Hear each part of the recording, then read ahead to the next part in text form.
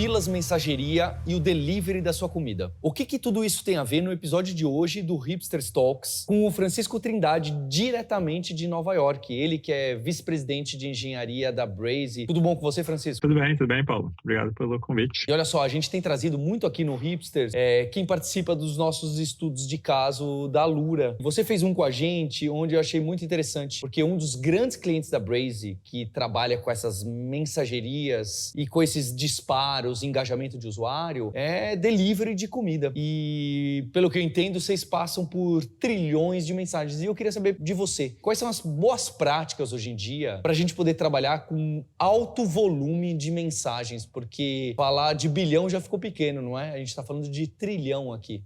Obrigado pelo convite mais uma vez. E assim, falando um pouco sobre as boas práticas, eu acho que elas mudam, mas elas são as mesmas de sempre, assim. É verdade.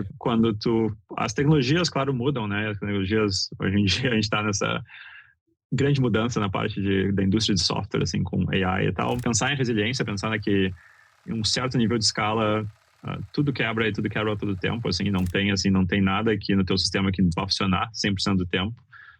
Então você tem que estar preparado para isso, preparar o teu sistema para que ele resista a isso e continue funcionando da melhor forma possível, né? Ainda nessa parte de resiliência, de isolar problemas, assim, que quando problemas aconteçam, que eles sejam mais isolados possíveis e que sejam com o menor impacto possível, pensar muito em impacto. Como tu acessa dados e onde estão os dados e que dados tu precisa e como não acessar dados demais. Isso é muito importante. E a questão de processamento, claro, assim, qual é a performance do teu código, assim, como que tu escreve código porque funciona.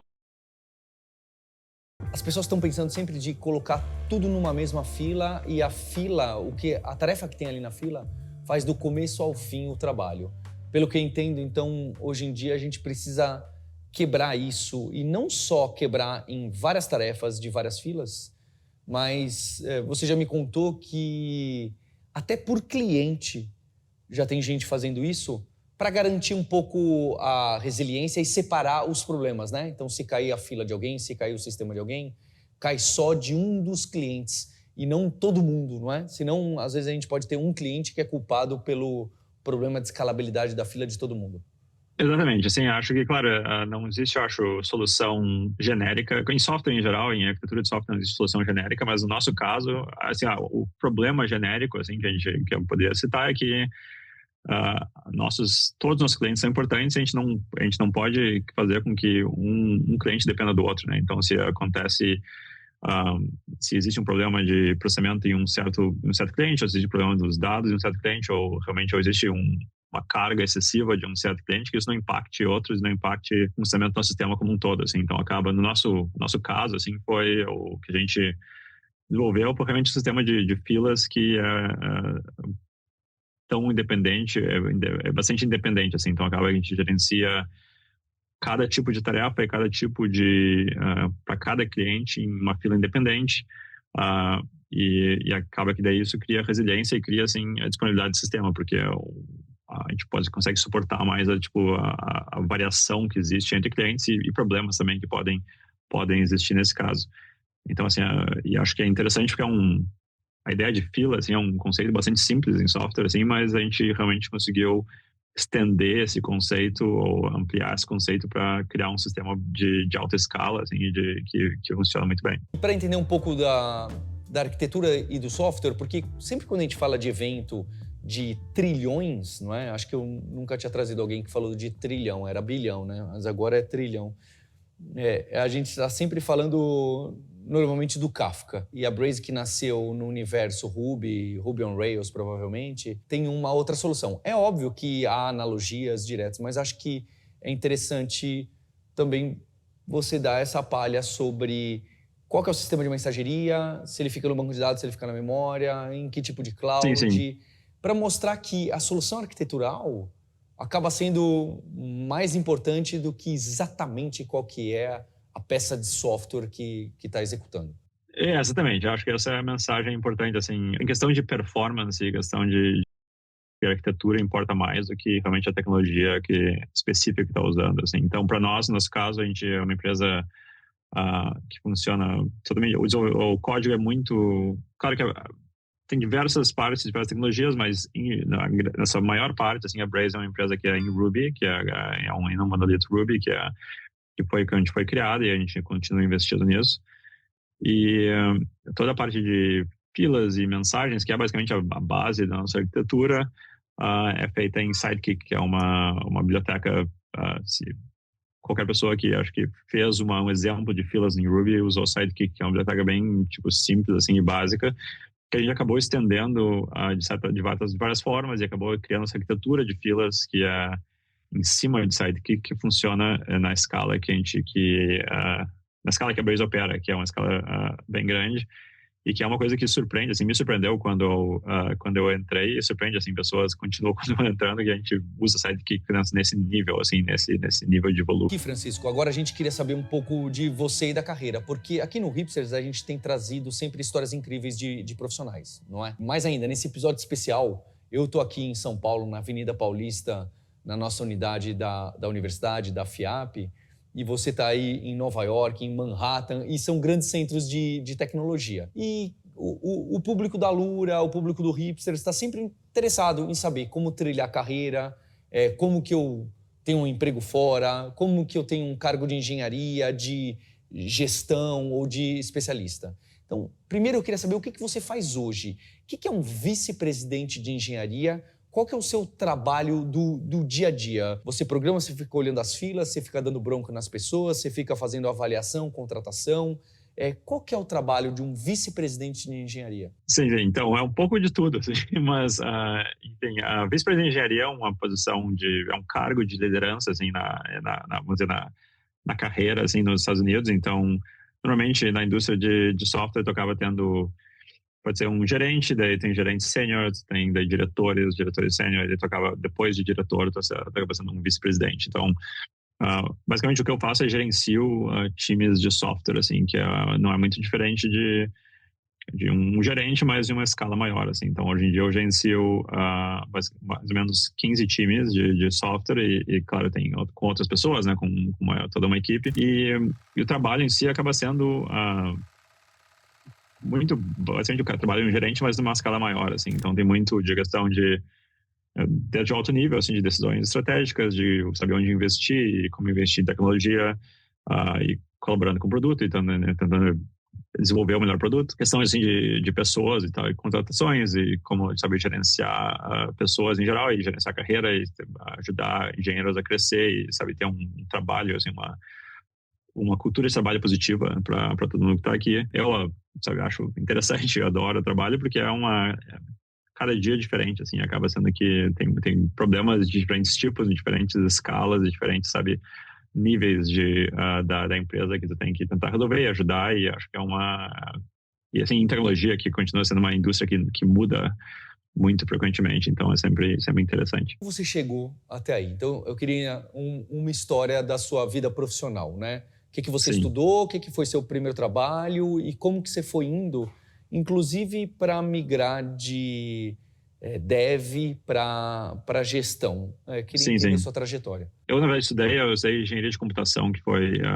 eu sou de Porto Alegre, eu estudei engenharia de computação na URGS, e era um curso voltado a hardware, né? Então, eu estudei muito assim, a questão de microeletrônica na época, a questão de como desenvolver hardware, que foi uma indústria que era interessante, mas eu nunca acabei trabalhando assim na universidade, mas nunca tive um trabalho depois disso. Durante a universidade, eu sempre pensei eu não estava assim completamente certo naquela escolha, né, do curso. E eu queria fazer aquilo não como uma carreira, assim. E daí acabou que, quando eu me graduei, eu estava indeciso sobre o que fazer, e eu acabei encontrando um amigo meu que a gente decidiu abrir dois amigos meus, a gente decidiu abrir uma empresa. E como a gente não sabia basicamente o que fazer com a empresa, a gente se deu conta que a gente sabia escrever software, assim, porque a gente tinha aprendido eu tinha aprendido um pouco no curso de engenharia de computação, e a gente tinha, sabe, trabalhado com software, né? E a gente fez isso por 3 anos, e foi assim... a parte interessante, eu falo assim, se tu ler qualquer livro sobre startups, hoje em dia a gente fez tudo errado naquele momento. Acho que startups não era um conceito ainda no Brasil na época, mas durante aqueles 3 anos a empresa sabe, funcionou e eu, assim, aprendi a gostar da ideia de software, assim, porque era muito o que eu estava fazendo no dia a dia. Então, assim, eu saí daquela experiência com muito, assim, a ideia, assim, isso que eu quero fazer, assim, essa é a indústria que eu quero estar. E daí apareceu uma oportunidade de eu ir para Londres. Então, eu entrei numa consultoria em Londres, chama ThoughtWorks, que eu acabei aplicando para trabalhar com eles, e eles tinham uma oportunidade de escritório em Londres, eu acabei sendo contratado lá, e foi daí que eu saí do Brasil, assim, então foi logo no começo da minha carreira. Ainda como dev, Ainda como dev, código. assim, como eu era consultor, mas muito assim, basicamente escrevendo código, assim, essa era a função. Mas desde o começo, assim, eu achei interessante que, como consultor, assim, a gente tinha um pouco, assim, de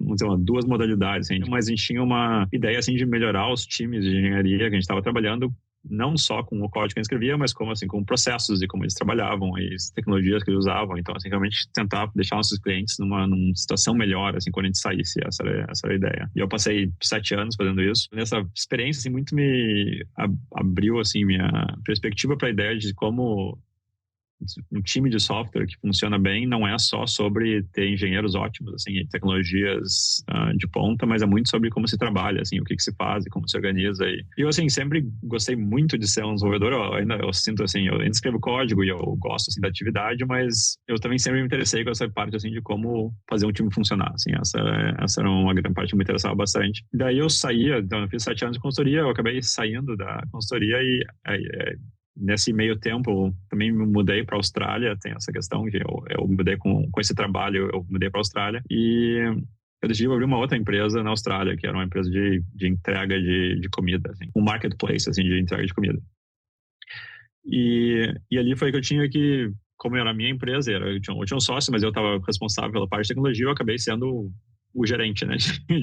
Eu acabei entrando como gerente, porque eu tinha que gerenciar aquele time. E então eu só escrevia código, mas também gerenciava o time e também fazia toda a parte, assim, de fundador de empresa, assim, CTO. A empresa durou 7 anos. A empresa ainda existe, mas eu participei dela por 7 anos. Daí eu acabei, quando eu saí da empresa, quando eu mudei para Nova York, foi quando eu realmente procurei, assim, o meu primeiro emprego em questão de gerência de engenharia, assim. E foi quando eu entrei numa empresa aqui como gerente. Daí eu realmente cresci nessa carreira, assim, de questão. Fui para diretor e agora vice-presidente na Braze, que eu tô aqui há 4 anos e meio agora. Eu ouvi uma frase uma vez que me faz muito sentido, assim, que planejamento de carreira não funciona olhando para frente, funciona olhando para trás, assim, que a tua carreira é gerenciada pelas decisões que tu toma e os trabalhos que tu tem, e aquilo te torna, de uma certa forma, assim, único, né? Porque tu tem uma experiência única. Eu acho que para mim funciona muito bem, assim, essa diversidade de experiências trabalhando com tecnologia. Eu queria lembrar quem está aqui com a gente, Francisco, que a gente tem várias histórias inspiradoras aqui no canal, no programa do Hipsters, e aparece com frequência isso de as pessoas que vieram da eletrônica, da engenharia e vão para o software. As pessoas que vieram dessa gestão indireta, que seria fundar uma empresa ou ser vendedor, e caem em gestão. Então, por mais que realmente não seja um planejamento, tudo isso que envolve as outras áreas da nossa vida profissional, sem ser o código, acaba direcionando os próximos passos. Eu acho que isso é uma reflexão que todo mundo poderia ver, né? Que nada é à toa, nada fica de canto, dá para você reaproveitar o que você passou, as suas experiências. Em geral, assim, a questão que a gente gosta, que a gente procura pessoas que querem resolver problemas, assim. Essa é a principal, assim, característica. A questão, claro que, né, a experiência, a habilidade em tecnologia, a experiência em tecnologia são importantes. E claro, a gente contrata pessoas de vários níveis, desde pessoas que têm muita experiência e pouca experiência na área de tecnologia, em diversas partes da carreira, mas especialmente para nós, nós somos uma empresa, né? A empresa é uma empresa que tem mais de 10 anos, mas é uma empresa relativamente pequena na questão de engenharia, assim. Nós somos 200 engenheiros, mais ou menos. Então, muito, assim, do que a gente procura são pessoas que gostam de resolver problemas, que os problemas variam muito, assim. Então, assim, o trabalho não é menos estruturado do que uma empresa muito grande, assim, então é um pouco mais variado. E, assim, então ter uma pessoa que se adapte a diferentes problemas é importante. E essa questão, assim, essa mentalidade, a gente fala muito, assim, que na verdade ex-fundadores vão muito bem, se dão muito bem na Braze, porque é uma questão de autonomia e de ter ownership, assim, do resultado e de como, sabe, de como atingir objetivos, assim, é importante no nível que a gente está, assim, na fase que a gente está.